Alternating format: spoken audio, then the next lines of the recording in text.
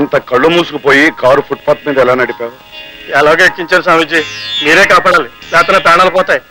మేము హెల్ప్ చేయగలమని నీకెవరు చెప్పారయ్యా? బంగారు ఉరికమ్మ కలిసి ఉన్నట్టు కదండి, మీరే రక్షించారట, ఆయన చెప్పాడండి.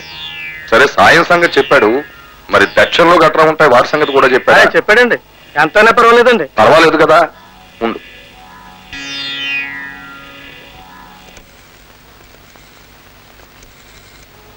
ఇన్స్పెక్టర్ కృష్ణమూర్తి గారా? భానుజీ హియర్. మనం అర్జెంటుగా ఆశ్రమంలో కలుసుకోవాలి. Doctor, your presence is urgently required. Hello sister, Bhanuji here. నీ ప్రెజెన్స్ ఆశ్రమంలో చాలా అవసరం. నమస్కారం అండి. ఓ సుఖీ భవ. జరిగిందేమిటో ఈ పాటికి మీకు తెలిసే ఉంటుంది. ఇదేం చిన్న విషయం కాదు. కారా అక్కడ ఉండిపోయింది, ఇతని బూట అతనికి దొరికిపోయింది. మరి ఈ భీమరాజును అతను గుర్తు పట్టేశాడు కనుక ఈ భీమరాజు ఎట్టి పరిస్థితుల్లోనూ తప్పించుకోలేడు. ఒకవేళ తప్పించుకోవడమే జరిగితే అది ఏదో మహామాయ జరిగినట్టు జరిగిపోవాలి. అది నీ వల్ల జరగాలి లేదా నా వల్ల జరగాలి.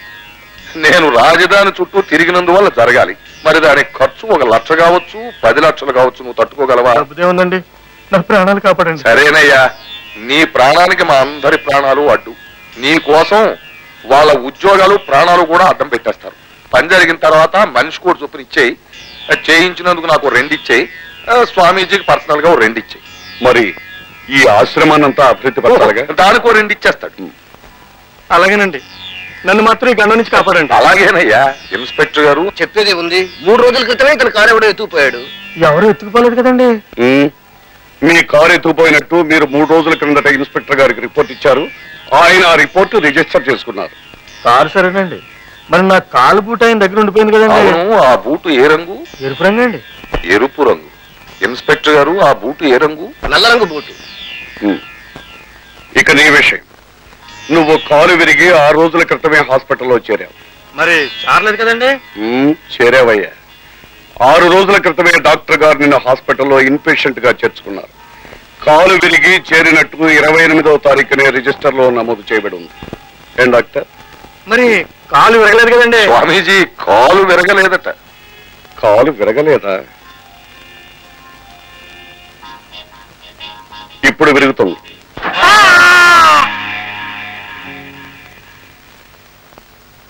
ఈ నెల 2వ తేదీ రాత్రి మీరు తాగి పక్కన అమ్మాయిని పెట్టుకుని కారు డ్రైవ్ చేసుకుంటూ వచ్చి నేతాజీ రోడ్లో 5 చావుకు మీరు కారణమైనట్టు మీ మీద అభియోగం.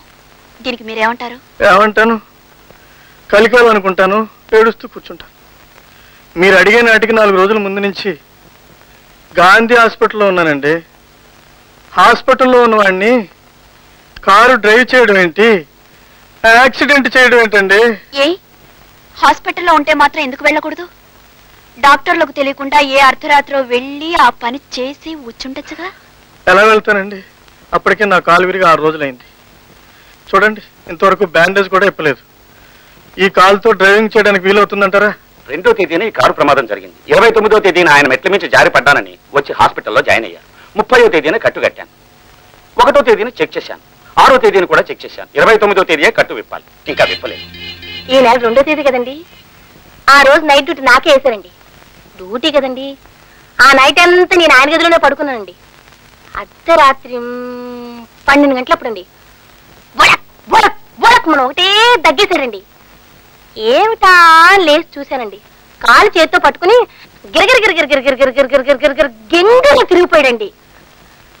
కాలు నొప్పు కదండి, ఒకటే ఏడుపండి. ఆ బాధ నేను చూడలేకపోయానండి. వెంటనే డాక్టర్ గారు ఫోన్ చేశానండి. ఆయన ఏదో ఇంజక్షన్ చెప్పారండి. ఆ ఇంజక్షన్ ఆయనకు పొడి చేశానండి. ఆ పొడవడం పొడవడం పొడవడం పొడవడం పొడవడం పొడవడం తెల్లవారు సూర్యుడు పొడిచినా లేవలేదండి. మధ్యాహ్నం నడినెత్తుడికి వచ్చినా లేవలేదండి. ఆ రాత్రి చంద్రుడు పొడిస్తాడే, నేను మళ్ళీ నైట్ డ్యూటీకి వచ్చినప్పుడు అప్పుడు లేదండి. అంతవరకు బెడ్ మంచం దిగనే లేదండి. దానికి సంబంధించిన సర్టిఫికెట్స్ అన్ని ఎగ్జిబిట్ నంబర్ 3లో కోర్టు వారికి దాఖలు చేశాం. అదంతా పచ్చబద్ధం. చూసింది నేను. Order order. No no your honour. ఇతనితో పాటు మరొక ఆమె నన్ను చూచారు. నేను వాళ్ళని వెంబడించాను. వాడు పారిపోయారు. పారిపోతూ ఉండగా ఇతను బూచిగూడి కింద పడింది. అది నేను స్వయంగా ఇన్స్పెక్టర్ గారికి అందజేశాను. ఎస్ మేడం, వారు పోలీస్ స్టేషన్కి వచ్చిన మాట నిజం. అక్కడ జరిగిన యాక్సిడెంట్ గురించి చెప్పిన మాట నిజం. వాళ్ళు పారిపోయారని చెప్పిన మాట నిజం. బూటు దొరికిందని ఇచ్చిన మాట నిజం. నేను వెంటనే నా స్టాఫ్తో ఆ స్పాట్కు వెళ్ళి ఆ కార్ నంబర్ నోట్ చేసుకుని కార్ సీజ్ చేశాను. ఆ కార్ ఎవరిది? అయింది. మిస్టర్ భీమరాజు, ఆయన పేరు మీద సి బుక్ ఉంది. Please note this point, your honour.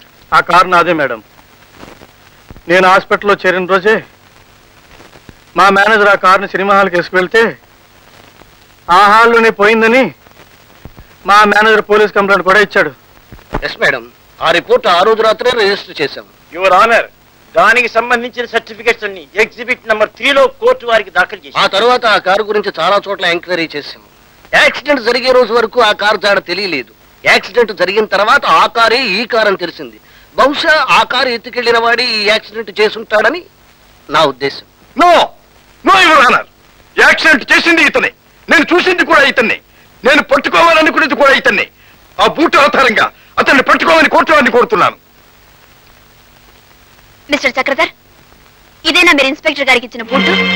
No no your honour, నేను ఇచ్చింది ఈ బూట్ కాదు, ఎర్ర బూటు. అది వారు తీసుకొచ్చి ఇచ్చిన బూటే. ఆ బూటు రంగు కూడా రిజిస్టర్ లో నోట్ చేశాను. ఆ ఉద్రేకంలో, ఆ చీకట్లో అది ఎరుపో నలుపో పాపం వారు చూసుండకపోవచ్చు. ఇన్స్పెక్టర్, ఎరుపో నలుపో తెలియంది నాకు కాదు, మీకు. నిజం చెప్పు, నిజం చెప్పు. Mister Chakradhar, this is court.